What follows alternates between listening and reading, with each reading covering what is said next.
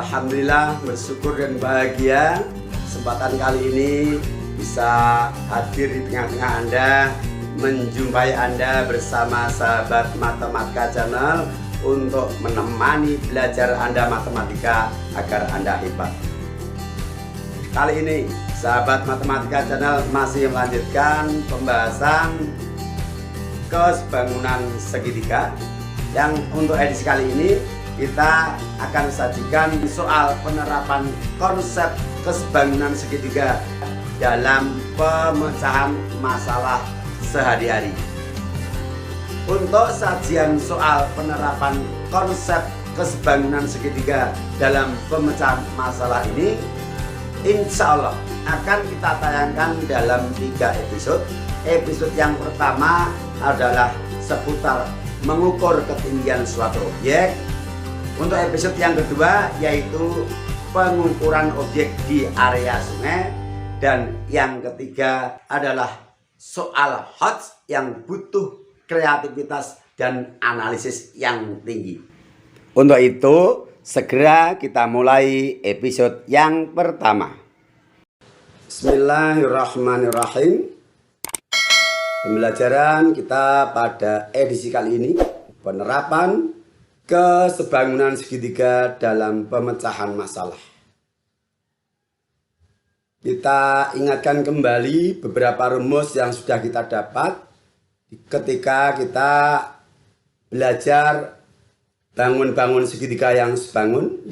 Yang pertama, 2 segitiga sudut bertolak belakang, sisi di depannya sejajar. Bangunnya seperti ini. Maka berlaku A per B sama dengan C per D sama dengan E per F. Kita punya rumus ini. Yang kedua, segitiga dipotong garis sejajar salah satu sisi. Perhatikan gambar ini. Yang pertama, berlaku bahwa A per A plus B sama dengan C per C plus D sama dengan E per F. Rumus yang pertama. Yang kedua,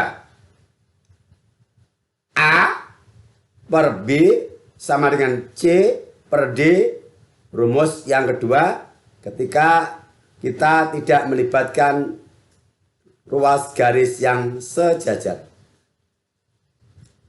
Yang ketiga, segitiga siku-siku ditarik garis tinggi ke sisi miring.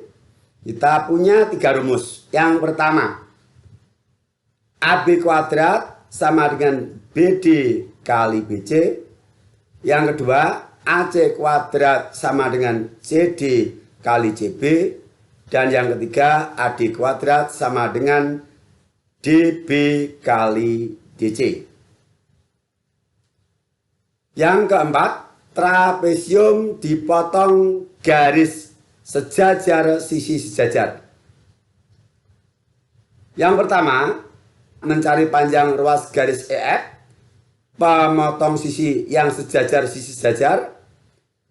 Jika dimisalkan E, maka E sama dengan M kali A ditambah N kali B per M ditambah N.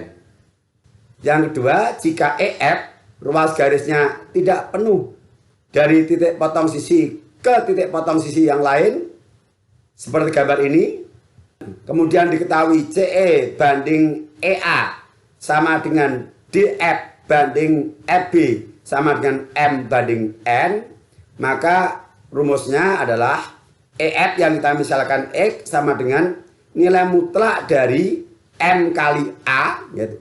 Berarti kan di sini M kali A dikurangi N kali B per M ditambah N. Kenapa saya beri nilai mutlak? Karena bisa jadi ketika kita mengalihkan MA dikurangi NB hasilnya negatif. Padahal yang namanya ukuran panjang tidak pernah negatif. Maka ini maksudnya adalah selalu mempositifkan hasil. Rumusnya bedanya kalau yang penuh itu ditambah, kalau yang tidak penuh itu dikurangi. Ya, ini rumus-rumus yang sudah kita dapatkan pada pembelajaran sebelumnya. Kecuali untuk rumus yang kedua ini memang tidak kita bahas pada video sebelumnya. Ya, karena keterbatasan waktu kami minta maaf. Di sini hanya saya tampilkan hasil akhirnya saja. Tapi prosesnya tidak kita sampaikan. Nah, dari apa yang sudah kita dapatkan dalam pembelajaran sebelumnya dan sudah kita buka kembali rangkumannya ini tadi, kita akan mencoba mengerjakan soal-soal pemecahan masalah yang terkait dengan kesebangunan segitiga. Kita mulai untuk contoh soal yang pertama. Sebuah pohon terkena sinar matahari dan panjang bayangannya di tanah adalah 16 meter. Perhatikan ini bayangan pohon 16 meter. Pada saat yang sama, tongkat yang tingginya 180 cm mempunyai panjang bayangan 120 cm. Perhatikan ini gambar tongkat, tingginya 180 cm dan panjang bayangannya 120 cm. Berapakah tinggi pohon? Kita diminta untuk menghitung tinggi pohon ini. Nah, ini manfaat dari kesebangunan. Kita bisa memprediksi ketinggian suatu objek tanpa kita harus mengukur dengan cara memanjat objek itu. Tapi kita bisa manfaatkan ilmu kesebangunan ini untuk memecahkan masalah, contohnya seperti ini. Ya, mari kita pecahkan masalah ini. Ada sinar matahari. Sinar matahari mengenai ya pohon, dia membentuk bayangan. Sinar matahari yang kena ujung pohon pasti dia akan lurus ke ujung bayangan. Sehingga kita bentuk segitiga. Ini adalah sinar matahari. Yang ke bawah tegak ini adalah mewakili tinggi pohon. Dan yang mendatar adalah panjang bayangan. Tongkat juga demikian. Sisi miring ini merupakan sinar matahari dan yang tidur ini adalah bayangan dari tongkat. Nah, karena bayangan dua objek ini terbentuk pada saat yang sama, waktunya sama, maka dipastikan bahwa segitiga siku-siku yang dibentuk oleh pohon, bayangan dan sinar matahari dengan dibentuk oleh tongkat, bayangan dan sinar matahari, dua segitiga siku-siku ini pasti sebangun. Sehingga berlaku perbandingan sisi yang bersesuaian adalah sama atau senilai. Yaitu tinggi tongkat per tinggi pohon sama dengan bayangan tongkat per bayangan pohon. Hati-hati, harus satu arah. Kalau kita berangkat dari tongkat ke pohon, ya harus konsisten. Tidak boleh zigzag ya. Artinya yang tingginya dari tongkat ke pohon, bayangannya dari pohon ke tongkat, nah, itu tidak boleh. Kemudian kita substitusikan nilai-nilai yang ada.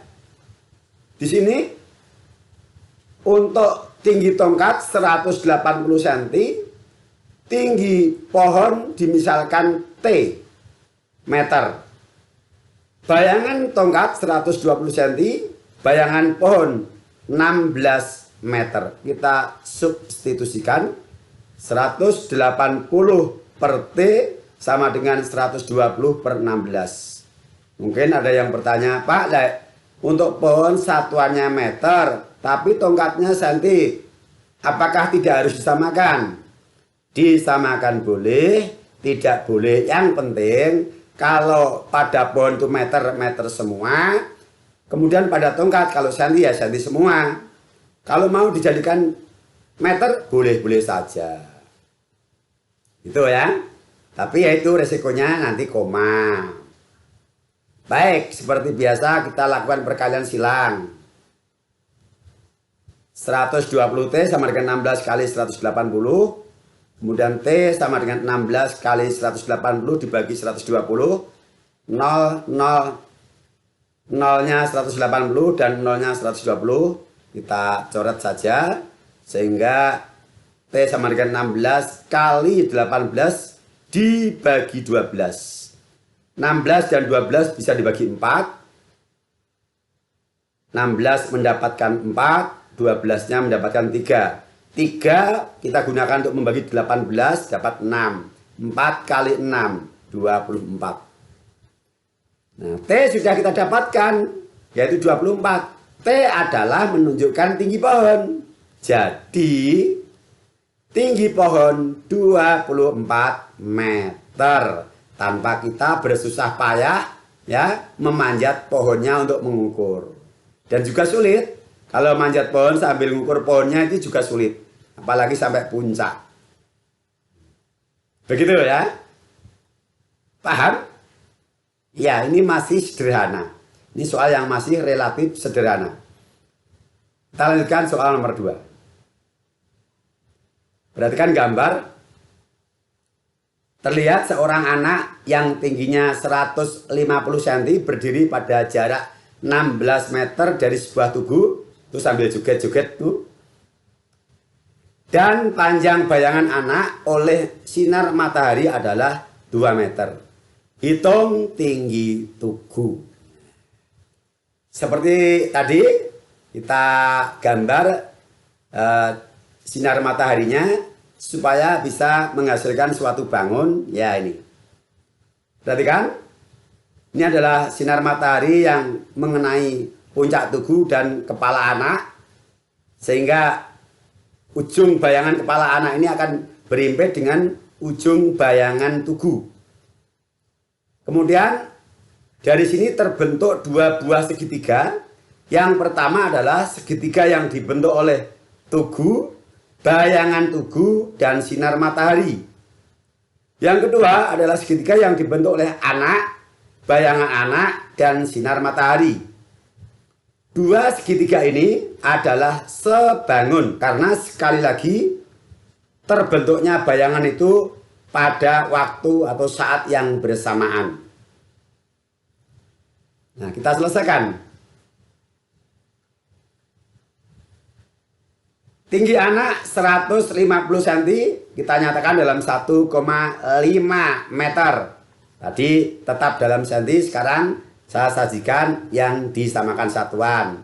Jadi biar dua-duanya muncul sehingga tidak lagi ada pertanyaan yang mengganjal. Kemudian panjang bayangan anak 2 meter. Dan ini memang harus disamakan. Mengapa? Karena panjang bayangan anak dalam meter. Berikutnya, panjang bayangan tugu adalah 16 ditambah 2. 16 meter adalah jarak anak ke tugu, dan 2 meter adalah panjang bayangan anak. Sedangkan panjang bayangan tugu adalah dari kaki tugu ini ke ujung bayangan kepala anak ini.